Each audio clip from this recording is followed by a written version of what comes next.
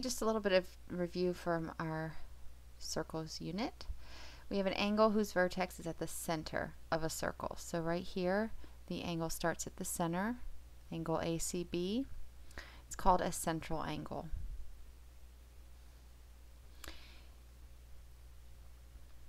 An arc whose central angle is less than 180, so this C right here, this arc has a central angle less than 180. It's called a minor arc. And if an arc whose central angle is greater than 180, so if I go from A to D to B, this arc here, greater than 180, is a major arc.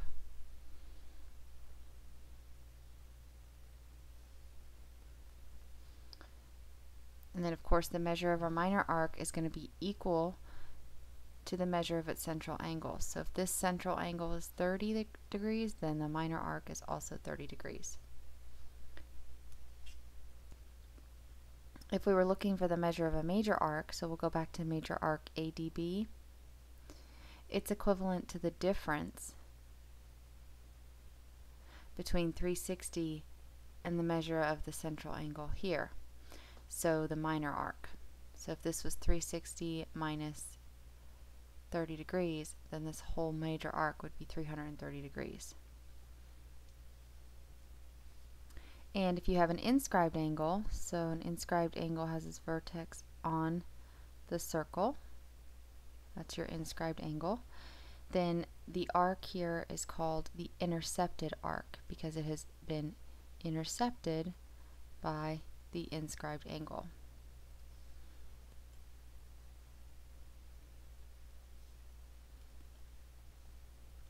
Points on a circle determine both measure of the arc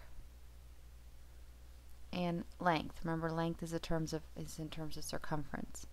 Measures in terms of degrees. If all the vertices of a polygon lie in a circle, the polygon is said to be inscribed. So in other words, if a polygon is inside the circle, where all of its points are on the circle, it's inscribed in the circle.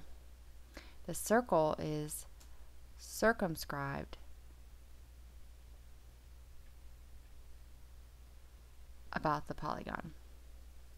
If the quadrilateral is inscribed in a circle, then the opposite angles of the quadrilateral, this is not a parallelogram, this is a quadrilateral. The opposite angles are going to be supplementary. And this is a very important rule that we're going to work with. So for the first example, this is a trapezoid, so it's a quadrilateral, inscribed in circle O. If AB is congruent to BC, which is congruent to CD, and arc BC is 50, we need to figure out what APD is. Well, if all three of these chords are congruent, then all three of these arcs will be congruent. So they will each be 50. So 50 plus 50 plus 50 is 150. So APD will be whatever is left over. So we would take 360 and subtract 150. So we would get a total of 210 for the measure of arc APD. Okay, the next one is a quadrilateral inscribed in a circle. And the principle behind this is that the opposite angles are going to be supplementary. So angle M and angle P are opposite angles. So first we're going to figure out what angle P is. Before we even look at the question that's being asked, we're going to figure out what we can based on the picture given. So to find measure of angle P, we would take 180 and subtract 94. Because in a quadrilateral inscribed in a circle, the opposite angles are supplementary. So we would get 86 for angle P. And then angle Q and angle N are opposites as well, and they're supplementary. So if angle N is 70, and angle Q and angle N are supplementary, then take 70 away from 180, and that leaves angle Q as 110. Okay, now we're going to find the lengths or the measures of the missing arcs. If you notice that this arc QMN is formed by the inscribed angle here, and the inscribed angle we found was 86. The arc is always double the inscribed angle, so we would multiply 86 by 2, and this arc would be 172. Then I'm going to look at the endpoints P and M formed by the inscribed angle here.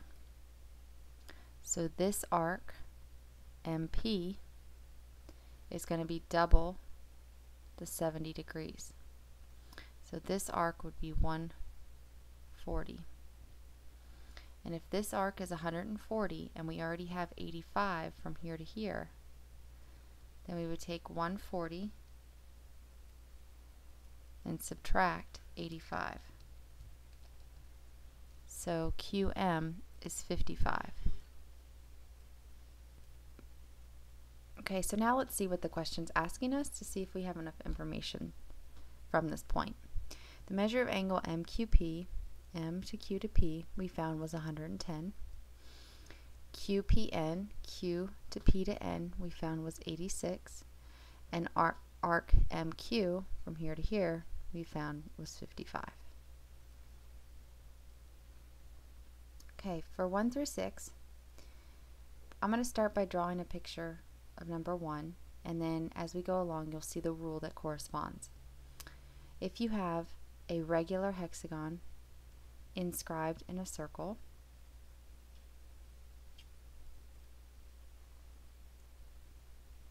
and you're looking for the measure of each arc,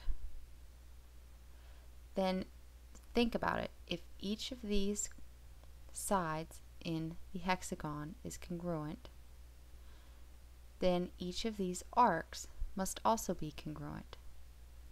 So you have 360 degrees to split evenly amongst these 6 arcs formed by the regular hexagon.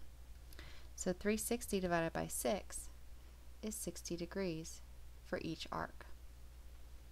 Okay, so using that same principle for number 2, if we have a regular pentagon, we don't need to draw a picture. We know that a regular pentagon is going to split the arcs up into 5 congruent arcs.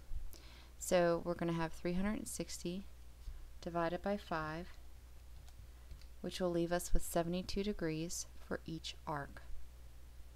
Alright, so I'd like for you to pause the video and try 3 through 6 and see if you get what I get. Okay, so these are the answers you should have gotten. If you didn't, raise your hand or ask a neighbor.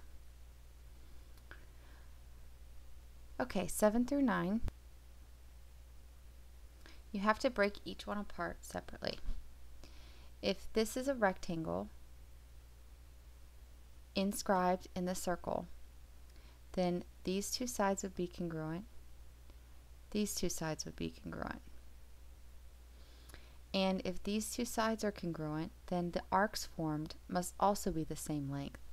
So this would be 4x, R to S, and TS being congruent would form UR to be congruent. So now we have all 4 arcs, 4x plus 4x plus 2x plus 2x in a circle. And all the arcs in a circle have a sum equal to 360 degrees. So solving for x, we have 4 and 4 is 8, plus 2 is 10, plus 2 is 12x, equals 360. So 360 divided by 12 would give us x is 30. Now the question is asking for the measure of each arc, so we would take 4 times 30, which is 120, 2 times 30, which is 60, and of course these are each congruent. Okay, so I would like for you to pause the video and try number 8 on your own and see if you get what I get. Okay, so we should have gotten x is 20, arc UT and UV are 140, and arc TV is 80. If you didn't, raise your hand or ask a neighbor. And let's try number 9. Pause the video and see if you get what I get. Okay, so the measure of each arc was going to be 60 degrees because they were each split evenly amongst 180 because this was a diameter or a semicircle. So 180 divided by 3 evenly would have been 60 degrees.